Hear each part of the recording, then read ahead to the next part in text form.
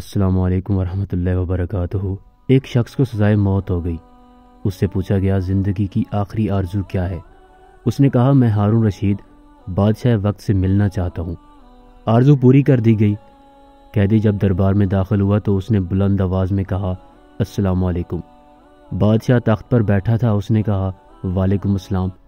بادشاہ نے کہا کوئی بات؟ اس نے کہا کہ نہیں، میرا کام ہو گیا۔ جلاد آئے، اس کو قتل کرنے لگے۔ اس نے کہا آپ مجھے قتل نہیں کر سکتے۔ کہا کیوں؟ کہا بادشاہ نے مجھے سلامتی کی ضمانت دے دی ہے۔ بادشاہ نے کہا میں نے کب دی ہے؟ قیدی نے کہا ابھی آپ نے وعلیکم السلام نہیں کہا۔ بادشاہ مسکرا پڑا اور کہا اسے آزاد کر دو۔ اور جب ہم السلام علیکم کہتے ہیں تو ہم ضمانت دے رہے ہوتے ہیں کہ تیرا مال، جان، عزت سب مجھ سے محفوظ ہے۔ ہم ایک دوسرے کو السلام علیکم بھی کہیں، ہاتھ بھی ملائیں، گلے بھی ملیں اور ایک دوسرے کی جڑیں بھی کاٹیں۔ ایسا کیسے ہو سکتا ہے؟ سوچئے گا ضرور۔ جزاک اللہ۔